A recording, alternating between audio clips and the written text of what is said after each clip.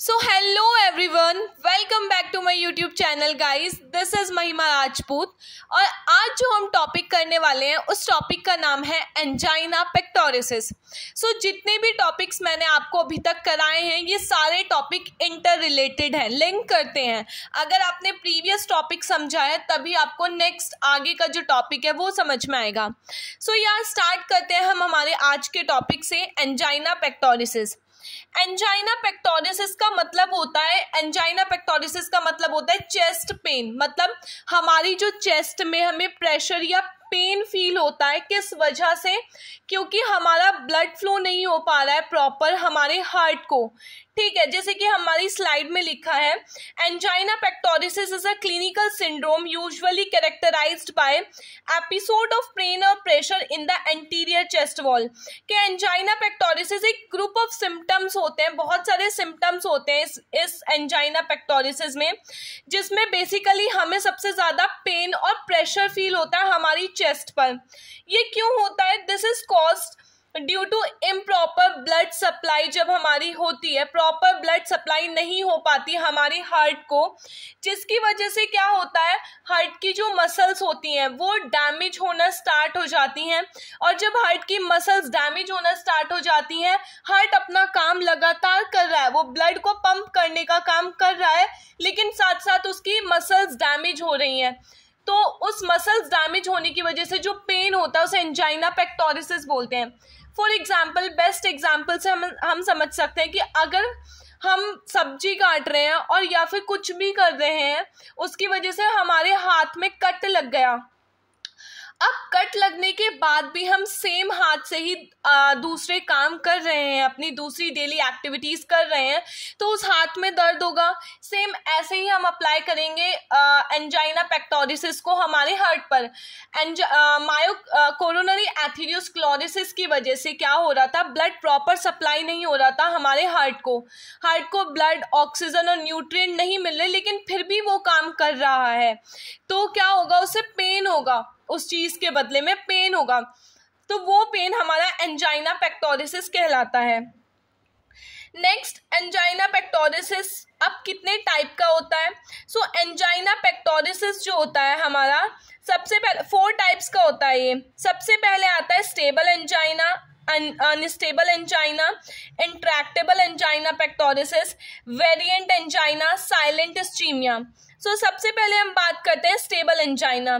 Stable angina जो होता है वो प्रेडिक्टेबल होता है और कंसिस्टेंट पेन होता है.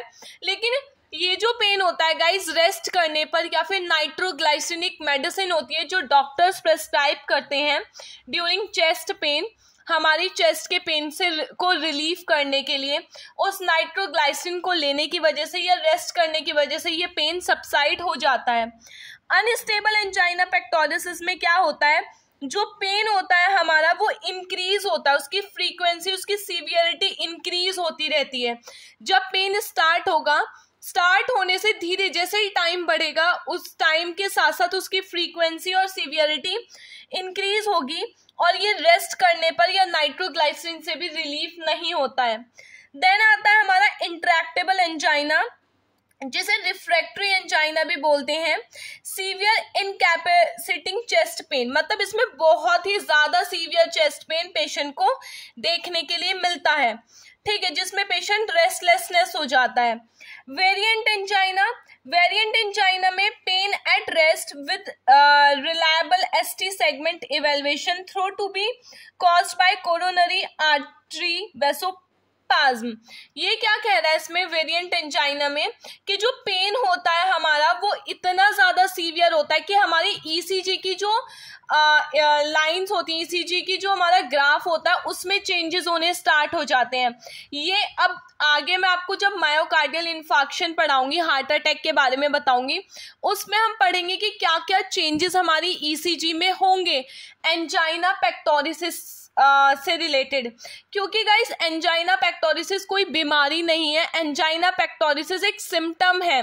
किस चीज का? हमारे हार्ट अटैक का, मायोकार्डियल इन्फार्क्शन का एक सिम्टम होता है. जो चेस्ट पेन कहते हैं ना कि सीने में दर्द हो रहा है हार्ट अटैक से पहले, बस वो दर्द जो है वो एंजाइना पेक्टोरिसिस है. सो ये इतना ज़्यादा सीवियर होता है कि इसमें ST सेगमेंट और जो हमारी T वेव होती है वो फ्लक्चुएट होना स्टार्ट हो जाती है। वो कैसे फ्लक्चुएट होती है वो हम आगे आने वाले लेक्चर्स में पढ़ेंगे। नेक्स्ट आता है साइलेंट इस्चीमिया। साइलेंट इस्चीमिया में क्या होता है हमारा कि इसमें जो पेशेंट होता है उसे पेन तो होता है, लेकिन पेशेंट जो होता है अपने पेन को बता नहीं पाता। मतलब ब्लड सप्लाई जो हो रही है हमारे हार्ट को वो कट ऑफ हो रही है, ठीक है, ब्लड प्रॉपरली सप्लाई नहीं हो रहा है। लेकिन क्या होता है कि जो पेशेंट होता है उस पेन को एक्सप्रेस नहीं कर पाता है।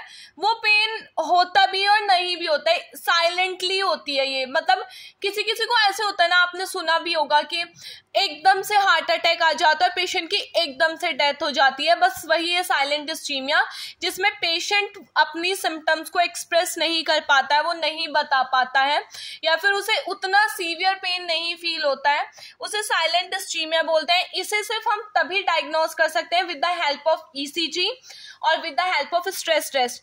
ECG का मेन इंडिकेशन क्या होता है कि पेशेंट को हार्ट अटैक ही आया है, वो ये होता है कि जो ST सेगमेंट होता है वो एलिवेट हो जाता है, बहुत ज्यादा ऊपर पीक पर चला जाता है, और जो T वेव होती है वो नीचे की तरफ ज्यादा डिप्रेस्ड हो जाती है हमारी, और एक एबनॉर्मल वेव्स जो होती है वो बननी स्टार्ट हो जाती है। ये हम आगे पढ़ेंगे।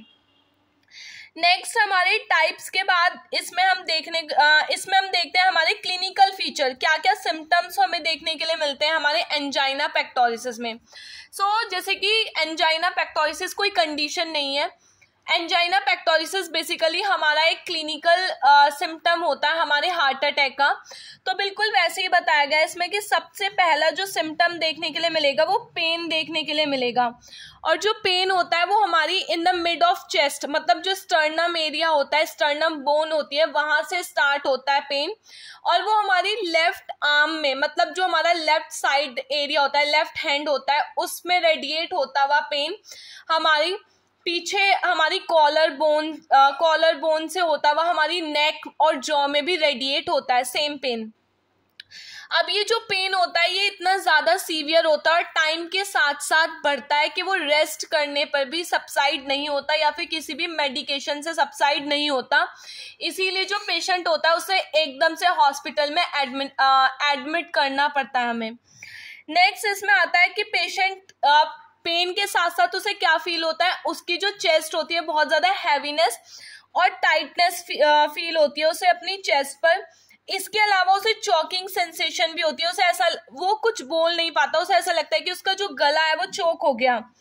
इसके अलावा फीलिंग ऑफ वीकनेस के बाद आता है हमारा नमनेस। हमें नमनेस फील होती है हमारे आर्म्स में, रिस्ट में और हैंड्स में। इसके अलावा पेशेंट सही से सांस नहीं ले पाता, मतलब शॉर्टनेस ऑफ ब्रीथ देखने के लिए मिलता है। अब इतनी सारी चीज़ें हो रही हैं, उसे पेन भी हो रहा है, उसे डिस्निया भी हो रहा है, ठीक है, उसे वीकनेस भी फील हो रही है, उसके हाथ पैर नम भी हो रहे हैं। इन सारे सिम्टम्स के साथ उसे क्या, उसका जो फेस कलर होता है वो बहुत ज़्यादा डल हो जाता है, ठीक है। इसके अलावा डाइफोरेसिस का मतलब होता है एक्सेसिव स्वेटिंग होना, पेशेंट को बहुत ज़्यादा स्वेटिंग होती है। इसके अलावा डिजीनेस, मतलब उसे चक्कर आते हैं बहुत ज़्यादा। ये सारे जो सिम्टम्स होते हैं हमारे ये देखने के लिए मिलते हैं एक पेशेंट में जो कि एंजाइना पेक्टोरिसिस को फेस कर रहा है हमारा। इसके अलावा हमें बहुत अलग अलग सिम्टम जैसे कि इस्चीमिया देखने के लिए मिल सकता है पेशेंट में। उसका इस्चीमिया का मतलब होता है जब हमारी जो ब्लड सप्लाई होती है वो कट ऑफ हो जाती है, मतलब ब्लड सप्लाई प्रॉपर नहीं हो पाती किसी भी ऑर्गन में। यहाँ पे हम हार्ट को लेकर के चल रहे हैं, तो जब ब्लड सप्लाई हमारे हार्ट तक नहीं होगी उसे हम बोलते हैं इस्चीमिया।